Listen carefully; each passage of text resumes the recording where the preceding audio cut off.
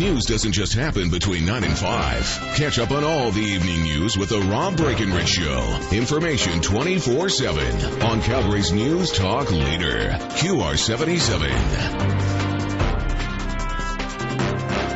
And welcome to this hour of the program across Alberta on the Chorus Radio Network. Rob Breakenridge with you here on this Monday evening. Thanks for being with us. Again, our telephone number, if you want to join in the conversation, 1-800-563-7770. You can also find us and follow us on Twitter, at Rob Breakenridge. You can tweet at us, get at us that way, ROBBREAKENRIDGE. And you can send us your emails to rob.breakenridge@coruscant.com. Very excited to have our next guest in studio with us. I've spoken with him many times in the past, but never face-to-face. We got a lot to talk about, including his new book. It is called Delectable Lie, A Liberal Repudiation of Multiculturalism. Joining us in studio, Dr. Salim Mansur, also professor of political science at the University of Western Ontario. Salim, it's great to finally meet you. Welcome to the program. Thank you, Rob. Thank you for having me here. It's nice meeting you, too. Let's talk about the book, and let's talk about multiculturalism, because there's a lot of debate and discussion, not just in Canada and so many other Western countries, but for people to understand what it is, because I think Canadians appreciate diversity, Canadians appreciate immigration, but I think what you're zeroing in on in multiculturalism is something maybe different or separate from those things. Well, what I'm zeroing in on, Rob, is the official multiculturalism policy. Mm-hmm. What you're talking about, pluralism, diversity, and Canada as an immigrant society built up by immigrants coming from all over the world, those are simply the natural flow of history. Yeah. And that was there before official multicultural policy was brought into effect 40 years ago, this October, this last month, in 1971. So 40 years, yes. And so there was a Canada before what Canada came to embrace officially as an official multicultural policy. And that's what I'm basically zeroing in on and asking, what is this policy? Why was it established?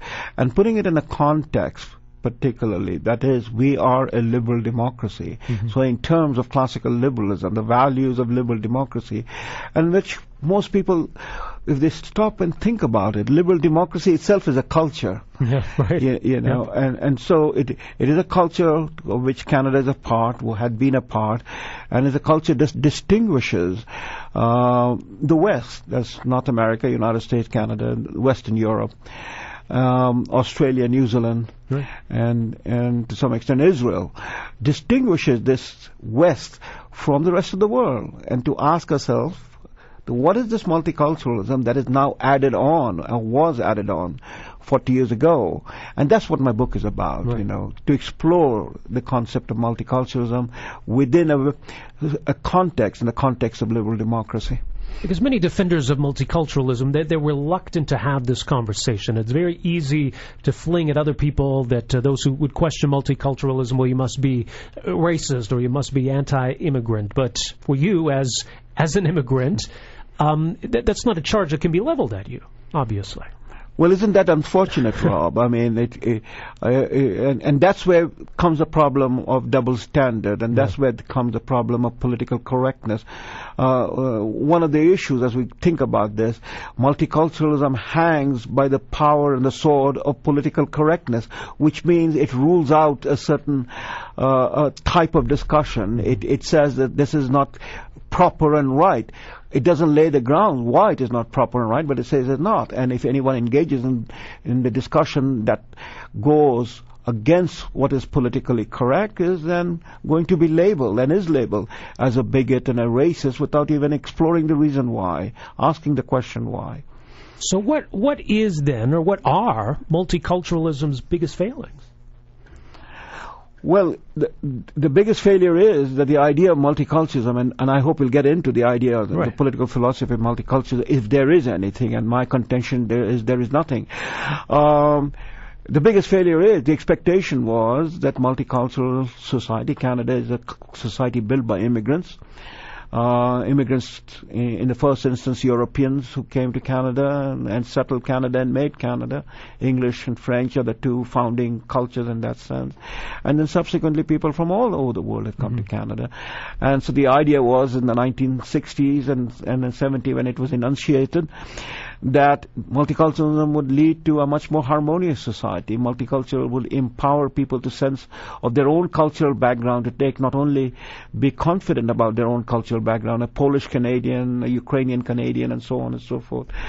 But also it would then enrich Canada and make for a much harmonious society. And mind you, I think one of the most important issue behind it was, apart from Canadian context, and we can talk about that in the 1960s, is that this is what is going to distinguish Canada and Canadian identity, quote unquote, from the Americans. You know? Yeah, right. And so that is what, in a sense, has become the default position without going deeper into it. The question, what is multiculturalism? Right. So, as you say, to differentiate ourselves from the U.S. and the so-called melting pot in the United States, that we would go in opposite direction. But there's all sorts of failings in doing so. And you mentioned the notion of the hyphenated Canadian. I mean, that's a big problem. Even for you personally, was there a moment you realized that being a hyphenated Canadian was maybe somehow less than being a full Canadian, a true Canadian? Oh, absolutely. I mean, that was always a nagging question. I mean, I arrived in Canada in the early 70s, just when the policy was being implemented and pushed. And most of the time one doesn't think about it, but as I did in the university and going forward in life, and then being somewhat politically active, the question of a hyphenated question was always a question hanging. Why am I hyphenated Canadian? Why are we hyphenated Canadian? If my Indian identity was so important to me, then why am I in Canada? Right. Why am I in North America? And that would apply to anybody. Sure. If being a Ukrainian is more important than being a Canadian, why are you in Canada? And why not find your way back? Or a Lebanese Canadian, and so on and so forth. So the hyphenated is, in a sense, the default position it became to distinguish us from the Americans, because America is an immigrant society. And all the groups of people who make up Canada's fabric make up America's fabric too. But they're exactly. Americans. It doesn't matter where you come, but once you are in America, you are an American. And the same ought to be true here, and I think it is, because for many people, obviously coming to this country is because they want to be in Canada. They want to embrace the values of Canada, be a part of this country. To have then a policy of multiculturalism where all cultures are equal, where no culture is better than another, what does that leave you with? Well, it leaves you with, again, at a different paradoxical level, it leaves you with, in a sense, of playing down the lowest denominator. You are an Indian Canadian, so you are Indian, basically. Whatever the notion of Canadian is, it then carries a notion of being a Caucasian, a European, a white, as opposed. So you are an Indian Canadian, you are a Nigerian, or a Sudanese, or whatever, Chinese Canadian.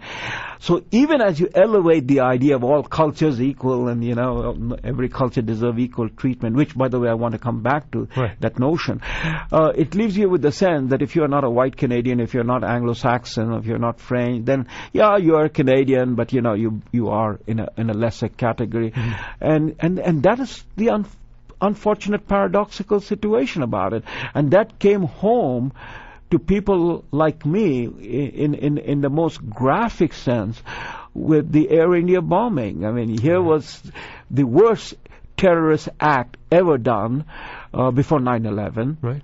Yeah. The whole issue of the bombing that took place, but the whole issue of terrorism, in this case the Sikh Indians were involved in it, the Khalistanis, were conceived, hatched, nurtured, embellished, and put into execution in Canada.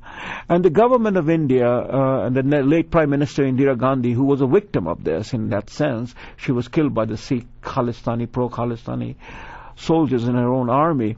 The government of Mrs. Gandhi kept warning the government of Canada, whether it was a liberal government at that, or then subsequently a conservative government of Brian Mulroney, that look, this is happening. These are people, who are terrible people, violent people. They're giving in, and India is a democracy and a Commonwealth country.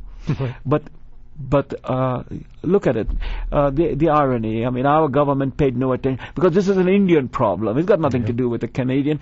And even as these people were carrying on their activities, our politicians were going into their holy temple, the gurdwaras, looking for their votes, as if, giving them a blank check to do whatever they wanted to do. And then the bombing takes place, something like 320 odd number, I don't have the exact number in my head.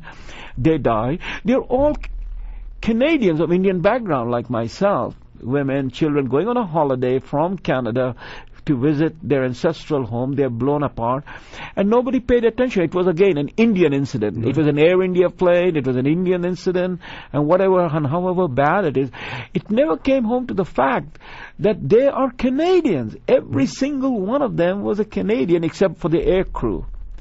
And it has taken more than quarter century for the Canadian government and the Canadian public. I mean, you read the book by Kim Bolan about this, and even then it is not resolved because those people who were caught and, indicted, they walked again. They walked free. And we never came to realize that this was our tragedy. The people who died was us. Our people, and it was done by terrorists who were also Canadian. Right. You know? And this is a story that is truly a shocker that happens to those of us who have thought about it and the implications of what it meant. Right. And so, while we celebrate multiculturalism in a sense of a warm, fuzzy feeling, the core value, if you explore it, which is what I explore in the book, is basically it is a shallow emptiness, because the argument, Rob, that all cultures are equal and all cultures deserve equal treatment, which is at the heart of the argument for multiculturalism, is when you start thinking about it seriously and exploring it in historical and philosophical terms, is such an absurdity if you think about it. How can all cultures be equal? Right. In this world of ours, or at any time in history? Would the culture of the Franks and the Visigoth and the Huns equal to the culture of the Roman Empire, even when Rome was in decline? No. Is the culture of the Taliban, where our men and women have been helping to save Afghanistan, and many brave Canadians have died. Is the culture of Taliban equal to the culture of a liberal democracy, which is Canada? And so you start exploring that, and it's complete, utter nonsense. But we bought into that argument. Yeah. And we have remained stuck to that argument. 40 years later, for instance, the European governments who followed us into this matter, now they have woken up and they're saying, the Chancellor of Germany, Angela Merkel, has openly said multiculturalism has failed. Right. David Cameron of Britain, the French, then the government of Netherlands. So this argument doesn't stand. This argument is a totally fallacious argument. And the argument was also a bad faith argument by Prime Minister Trudeau and the people who picked up that argument, and then the conservative who bought into that argument, Mulroney, because it was his government that pushed the Multicultural Act, which is now the Statute of Canada, 1988, written into the Constitution, Section 27. But it all began with the notion, that the ethnic vote will be the vote of the people who brought them into this country, the so-called idea, and that's how it played out. All right. Salim, stand by. We're going to take a break here. We'll come back. We've got a lot more to get to with our guest, Salim Mansur. He's in studio with us. He's from the University of Western Ontario, political science professor there. His new book, Delectable Lie, A Liberal Repudiation of Multiculturalism. We're back with more right after this. Events around the world with an Alberta perspective on QR77. The Rob Breakenridge Show on a Monday evening. We're joined in studio here tonight by Salim Mansur. We're talking about his new book, Delectable Lie, A Liberal Repudiation of Multiculturalism. And we talk about everything that's changing with regard to this debate. But let me ask you this. You talked about Air India. Do you see a direct link between multiculturalism as a policy and extremism? Does it lead to the fostering of extremism? I think in the world after 9/11, definitely I see the links, Yeah. One of the problem of multiculturalism and the way it has been defined and it has been pursued, and the idea that is all cultures are equal and all cultures deserve equal treatment, leads to the politics of group identity.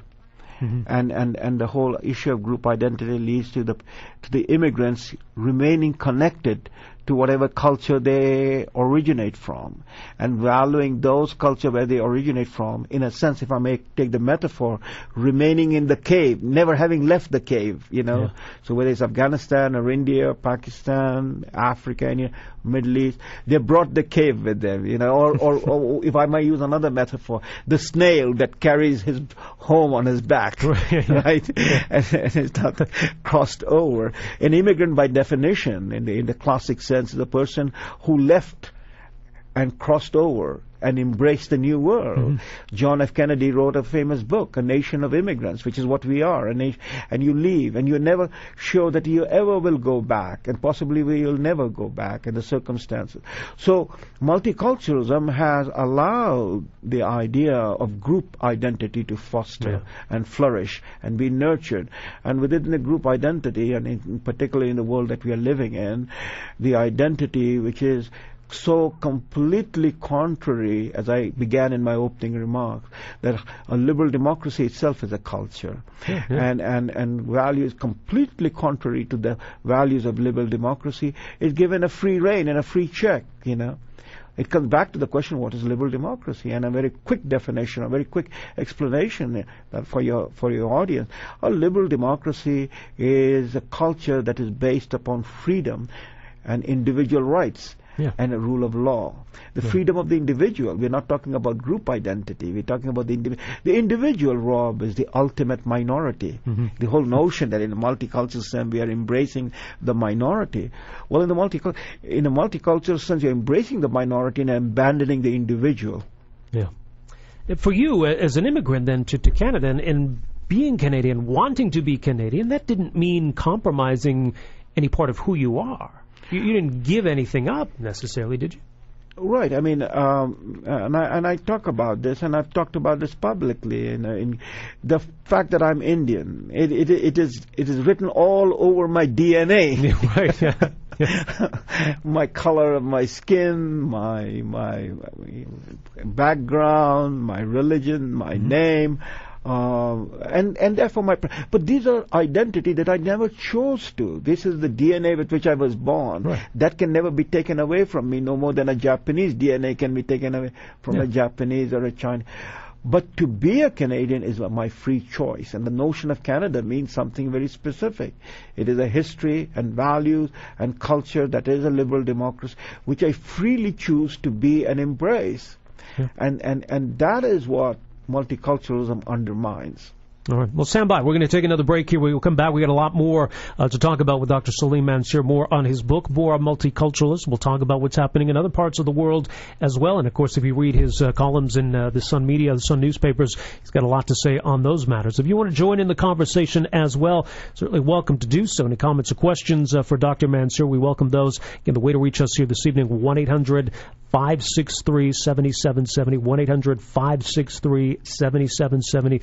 Your opportunity here tonight to talk to Salim Mansur and talk about some of these issues, which I think we need to be talking more about in this country. And I think that's part of the impulse behind this book, to get Canadians talking about an issue that really is central to our identity and our future. So we'll come back, a lot more to talk about here with our guest, Dr. Salim Mansur. Again, his new book, it is called Delectable Lie, A Liberal Repudiation of Multiculturalism. It is the Rob Breakenridge Show on the Chorus Radio Network. Show. Intelligent news talk in the evenings on Calgary's trusted source for insight and information. QR77. We're joined in studio tonight by Dr. Salim Mansur, Professor of Political Science, University of Western Ontario, talking about multiculturalism and his new book on this subject, Delectable Lie, A Liberal Repudiation of Multiculturalism. We got much more to talk about, but I want to get to your phone calls in as well. Your thoughts, your comments, your questions. We'll start here with Dave. Dave, welcome to the program. Oh, thanks, Rob. Good evening, gentlemen. I had this question that came up before the break. I want to know from Dr. Mansur, how many generations of children born from hyphenated Canadians before before I lose that idea that I'm still part of my old culture? Right. Yeah, it's an interesting question. So, I mean, if your parents, your grandparents, your great-great-grandparents, are you still supposed to be hyphenated? So, Well, you're not supposed to be, but this is the problem. I mean, once we adopted this value, multiculturalism, Canada and the European countries, we find that the second and the third generation have not necessarily abandoned or be cleaned out or completely assimilated into the host culture, that is the culture into which they have moved into. But this was not the case before. I mean, we were talking about this, in fact, vis-a-vis my book this afternoon at the University of Calgary, and I pointed out that, for instance, I mean, all of us are immigrants over here, but in the 20th century history, two great wars that were fought. The North Americans who fought, they fought in a sense against the old cultures. I mean, Germans and Italians and Hungarians, their parents who came and settled, Polish. Within a generation, some of them had to go to war, and they went to war against Germany. And then, you have big names like General Nimitz or General Eisenhower and so on and so forth. But they fought, and we are now seeing in the multicultural era, that is from 1971 on, and the problem that the second and the third generation have done the opposite. They're born in Canada or they're born in Europe, and they've taken up arms against their own countrymen in this sense, the Toronto 18, the London bombers, and the problem that we are facing it. And I, in some sense, would attribute that to the fact that we have abandoned thinking about liberal democracy as a culture that we have to embrace. This is our country. The whole notion of citizenship, with multiculturalism has come dual citizenship and multiple citizenship. So where are the children? Where do they belong? And that's a big question. Well, I can echo that, Rob. I'm 53. I'm a firstborn Canadian of Eastern European parents, and it didn't follow for me that it was 2 or 3 or 4 generations. I'm firstborn, and I'm always only non-hyphenated Canadian, so I can echo those points. Yeah. Dave, appreciate the phone call. Thanks for that. We go from Dave to David. David, welcome to the program. Yes, good evening. Right off the top, I do read your guest's columns quite closely, and I do appreciate the work that he puts into those. Absolutely. 2 points quickly. That sleaze Trudeau used the term multicultural, and actually his original term was the mosaic. So that he could garner the votes of the Italian community in Toronto, so he could stick it to he could thumb the English in their eye. That was his original purpose. So you started from a negative, and I can remember having arguments and listening to Robert Stanfield, and thinking to myself, the whole purpose of a mosaic is a bunch of tiles. But there's one common element, that if it's not there, you got nothing. And that's the cement that every tile must adhere to. It has to grab the cement, and the cement has to grab the tile. If you go back in history to your guest, Mr., there was a term used in Western Canada, Canadian of X descent, Canadian of Italian descent, Canadian of German descent, Canadian of Ukraine. And we did have that Canadian first, and that's why the population, the older population, and obviously I'm giving away that I'm not 22. Sure. This is why I think the older generations get so volatile. When I hear this, I had an immigrant look at me, well, how the hell did you get here? I said, I was born here. I've lived this language. I've lived the laws, and I've contributed to this society. And you're looking at me, you've been here 2 years, and then all of a sudden I heard a phrase that I didn't understand, but I looked it up, and it just fit perfectly, and it was the term, and I'm sure Mansur knows what I'm talking when I say takaya. I can lie, cheat, steal, do anything so I don't lose face. And I can do that anywhere in the world, and as long as I'm given that right to be able to say I'm X-Canadian, I can do it. And of course, once that's established, I look at you and I say, sir, I don't see a Canadian of Indian descent where I'm used to hearing that. A young person will look at you and say, sir, I see an Indian of Canadian descent, even though you might have been born here, even though you've lived here for 40 years. Right. Exactly. You are labeled, and that all came from sleaze Trudeau, and then, of course, all the politicians behind him figured out, hey, this is a great platform to try and get elected on. Yeah. David, thanks for that. You've already talked about that, Salim. I mean, the lack of devotion, the lack of attachment to Canada that we're creating, I mean, it's counterproductive in so many ways. It is. It is. But yet again, in all of these things, we have a lot of problem, as your caller is indicating. But we have to step back and try to understand, the political movements of the nature that emerge and grab the idea of multiculturalism.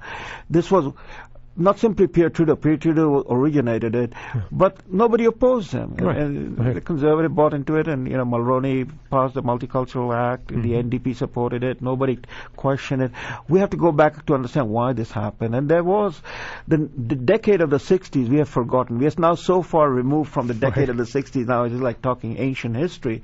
But the decade of the 60s were very troubled decades in the Western world. This was the decade when America was burning. The cities were burning. There were assassinations. John F. Kennedy was assassinated. His brother Robert F. Kennedy was assassinated. Martin Luther King was assassinated. Malcolm X was assassinated. Lyndon Johnson refused to run for a second term. The Vietnam War was going on. There was anti-war movement. So America was literally burning. Detroit burning. I mean, the famous song that Gordon Lightfoot wrote about it. Europe, the same thing was happening. Right across Europe, there was a tremendous unrest.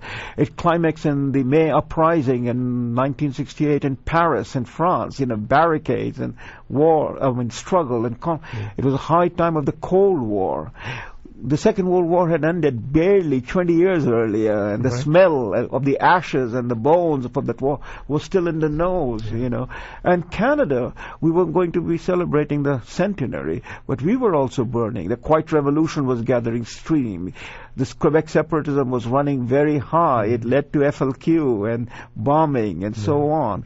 And Canadians were very worried about it. And so these were not peaceful times, We might think that the 60s were the years of the Beatles, but it was a lot of things. And in that context, that the biculturalism, bilingualism issue, Lester Pearson, not Prime Minister Trudeau, launched it as a way to solve the constitutional issue between Quebec and English Canada. And within English Canada, then, it was not only the question of Anglo-Saxon, but, the Ukrainians wanted recognition, the Poles wanted, the Hungarians, they all come to the Canadians. And so the politician had to do with all of this mix. And out of this mush came the idea of multicultural. The problem, very quickly, Rob, is the word would have been absolutely proper to say Canada is a multi-ethnic state. Yeah, right. We are a multi-ethnic state because we come from all different backgrounds. First, the Europeans coming from all over Europe of different backgrounds, languages, culture, religion, Protestant, Catholic, Hutterites, Mennonites, on and on and on. And then the second wave and the third wave of new immigration after the Second World War from different parts of the Commonwealth and other parts. So we are a multi-ethnic society. I think the choice of the word was wrong. And it put us on a slippery slope, because when you talk about culture, you're talking about group identity, and that's where we have arrived today. Yeah, that's a great point. Let's take another break here. We'll come back, more to talk about with Salim Mansur, more time for your phone calls as well. It's the Rob Breakenridge Show. We're back after this. Between 9 and 5, catch up on all the evening news with the Rob Breakenridge Show. Information 24/7 on Calgary's News Talk leader, QR77.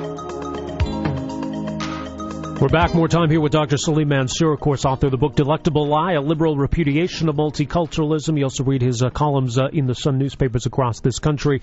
You've had a lot of sharp insight into what's been going on in the Middle East, and it's just been unbelievable, where you've got old dictators being overthrown, perhaps new dictators to fill their place, old dictators still clinging to power like in Syria and Iran, and of course the latter on the verge now, it would seem, of developing nuclear weapons. So much to be concerned about. What concerns you the most? Well, Iran is on the top of the agenda. And the IAEA report that came out last week now completely confirms by an independent UN agency that Iran is way down the road on acquiring nuclear weapon capability. And the question is, what is the West going to do? What is the United Nations going to do? This is not a violation of, say, Canadian foreign policy or United States foreign policy, which is what basically most of the left keep yelling and screaming about. This is the United Nations. These were Security Council resolution under Chapter 7.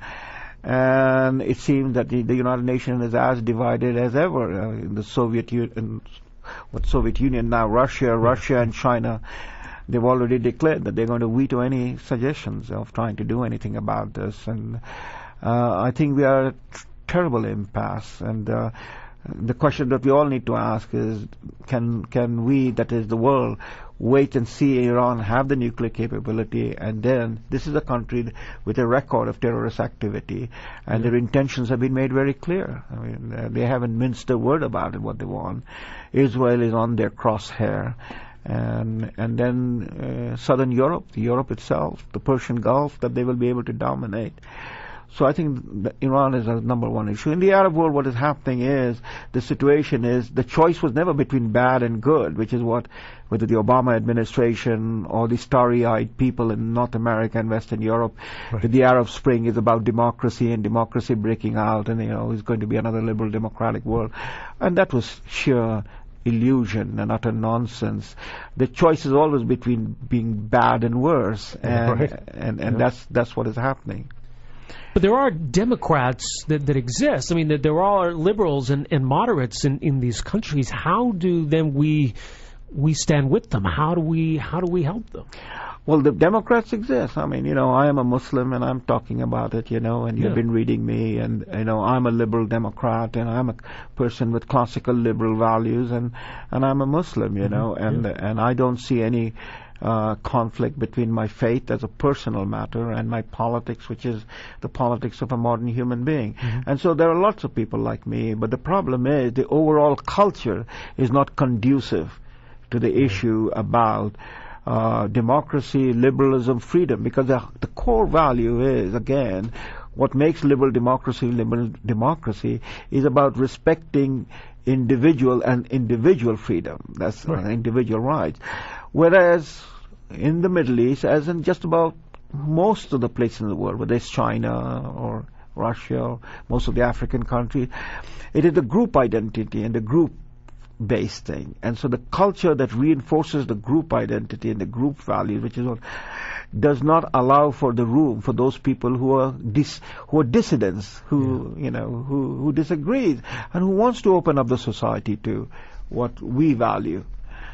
So, yes, we can celebrate the toppling of Muammar Gaddafi, and he was a nasty fellow, but there's not a lot of reason to be optimistic about what's coming next.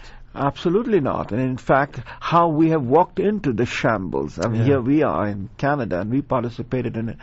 The people, the day after Gaddafi was captured, and, we saw how he was brutalized and sodomized and killed. Gaddafi was a bad guy. There's no one here. Here's a guy who blew up the Air American, plane, and on. And he was going to have the weapons. He was trying to get nuclear weapon. But after what he saw happen to Saddam Hussein, he quickly reneged on it. But he was a brutal person. He was a dictator, a despot. But what we have replaced him with are the people who turn around immediately and said, we're going to bring about Sharia law, we're going to talk about, the first thing that they talked about was polygamy. It was fine to practice polygamy. Is this the value for which we are sending our best and the bravest to fight for, to impose a Sharia law system? Whereas in Afghanistan, we're trying to protect the people, we're trying to defend the people against the Taliban. So our policies are all over the map. We are not consistent about where we stand. I'm talking about not only Canada, but about the West. We're totally confused. We don't know how to deal with the situation. And we are seeing that the results that we expect are not what is going to happen. It's just the opposite. Well, it's frustrating. Where there's glimmers of hope, as you say, we see cold hard reality come back and slap us in the face. How do we recalibrate our policy? Is there much we can achieve at this point? Well, Rob, there are examples, and from the recent history, which is what I in my writings have pointed out, and what the West. The liberal democracies now, if you don't want to talk about the West, the liberal democracy, and ironically when we talk about the liberal democracy or democratic society, they are predominantly Western, so we are back again to defining the West. We have to decide, how we're going to coexist with cultures that do not respect the values that we respect. And the precedent that I look to is, the 20th century, we dealt with the Soviet Union, but we called it containment. We did not have an open relationship. The Iron Curtain came down. And even though we had a lot of misgivings about it, and if you look at the history of something over 50 years, there was at least one consistency, that this is a culture that we cannot trade with openly and freely and engage with. And we supported the people in there who were also trying to seek freedom. And for 50 years we hung tough on this matter. I think we have to think about that once again, that the struggle that we are in the sense with the Arab Muslim world, deserves to be thought about in that larger sense. Samuel Huntington wrote a whole book called Clash of Civilization, and we don't want to talk about it, but we are in it. I pointed that out, whether it was with the Indian situation, with the Sikhs, and with the Tamils. Our prime ministers and our leading politicians were going out fundraising and dancing with the Tamils, giving them full room to engage in their activity that they were engaging in, which we knew. They had blown up the president, they had blown up the prime minister, they were engaging in a guerrilla war. This is the clash of civilization. Do we want to be part of this? Do we want to abet it? Do we want to support it? Or do we want to draw a line? And I think if we carry on this way, we will be forced to draw a line, not because we want to, but the circumstance will push us to drawing a line. That's a great point. The book is called